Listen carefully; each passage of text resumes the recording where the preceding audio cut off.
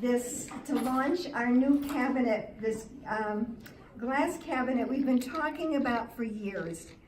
Adath owns a wonderful collection of art and ritual art, and we've had Torah crowns and other ritual art objects sort of hiding away in a closet. And many of us on the Art and Design Committee felt like it's time to bring them out from hiding. So, out of the closet, right?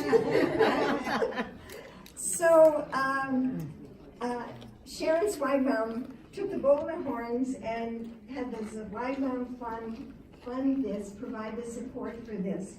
And so this is the first opening of this.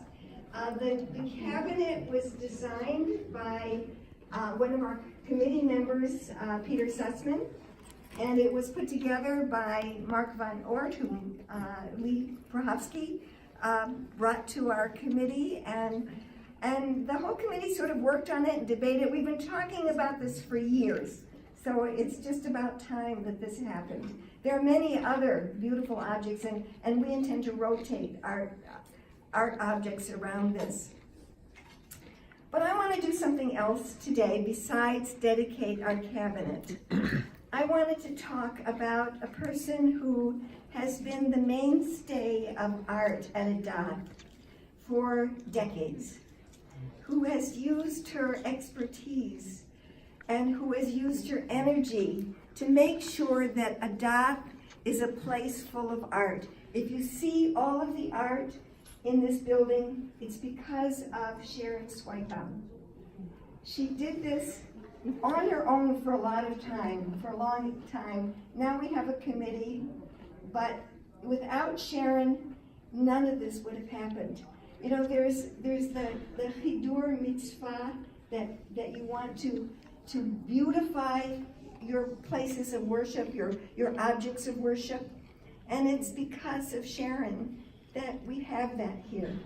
So this has been, you know, and I'm now the chair of the committee, but Sharon did it for so many years, and I still rely on her because I'm an artist myself, but I don't have the expertise that Sharon has.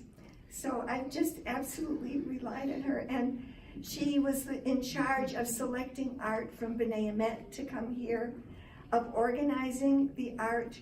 I mean, it's just really amazing all that you've done over the years. So have you.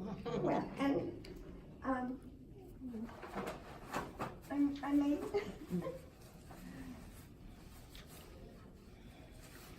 I made you something to honor you, so you would remember this. Oh, that's gorgeous. Thank you. There's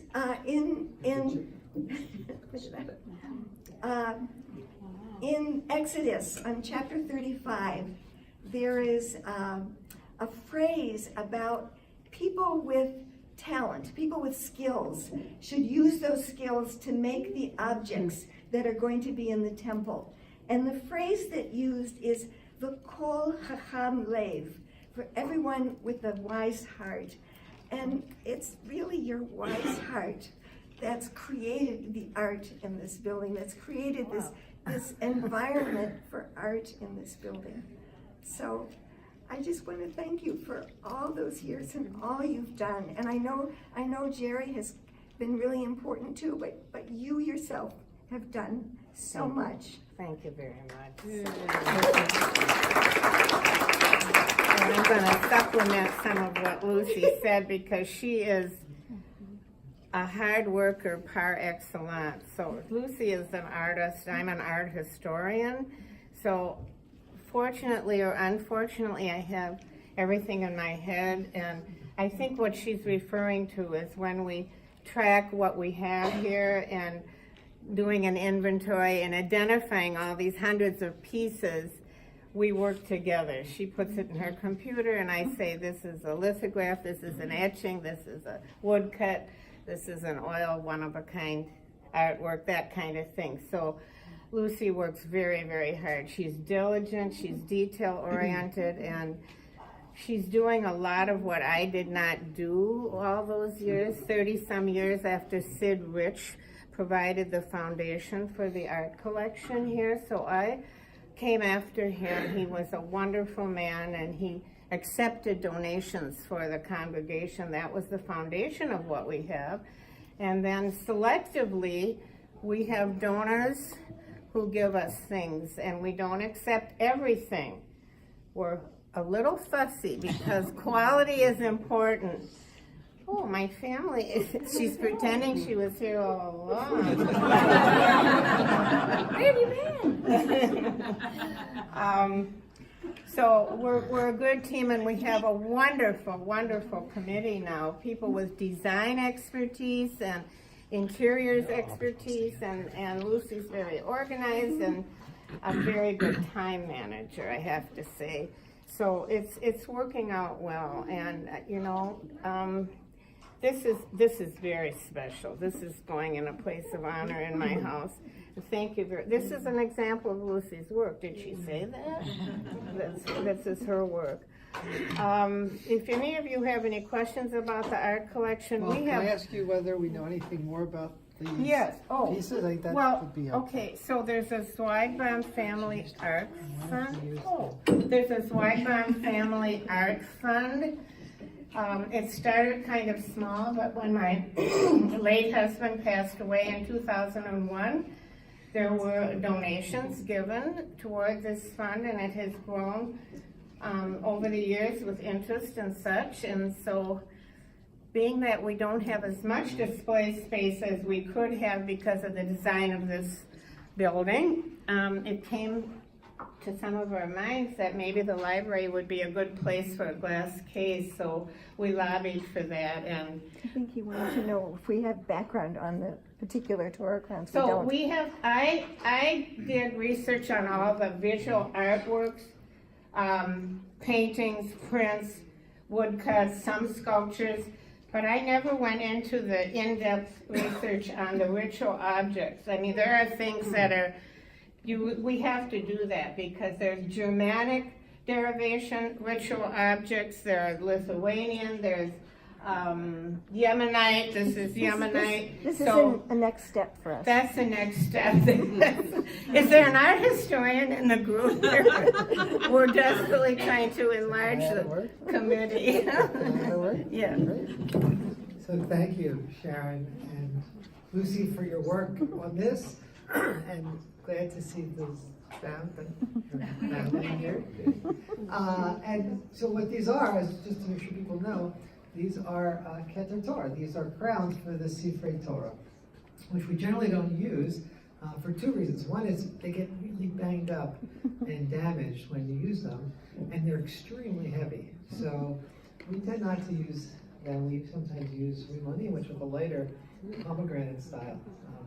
But it is interesting that each of them has a name on them that was the donor. And one family was given by the Whitens, and the other by the Schulman family. This one says 1954. This one I have to look up. Tough Reish Pei Hey. You know off the top of your head? But I'll say more during the service, actually, about thought about Keter Torah. But we just do want to say thank you for all the ways in Thank which you for mind providing all of that you this. did And this place, and I know Jerry was really if anybody proud. has questions about the art committee or want to serve on it, contact Lucy or myself, and we'd love to talk with you. So, just one other word before I invite people back, because there's more food out there before we start service at 6 o'clock. And I also want to point out that the art committee was busy this week installing new artworks in the foyer. So there's beautiful pieces there, including work by Lucy. No? Those hats, that's not your work. Never mind. Whose work is that? The hats and the, you know. Oh, that's Judith Jarko. Who is it? Yeah, Jarko. Jarko, sorry. And there's these three incredible maps that are from the 18th century. They were done by a cartographer by the name of, I don't know how to pronounce his name properly, Rigobert Bon, who was the cartographer to the King of France. And these are very special maps that were created by casting into lead and then printing them from the lead plate. They're maps of the Middle East, so basically location of land of Israel, Palestine are on those maps, and maps tell you a lot. They particularly tell you a lot about the people who created them. So take a look and say, what do you learn about the worldview of the people who created those maps and what they thought was important.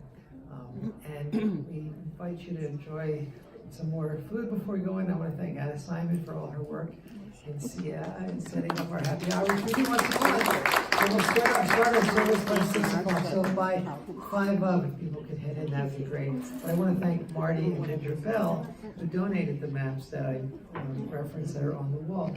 And sneak over and take a look at them now or after the service, or for the B'nai Mitzvah family start their dinner, you might take a look.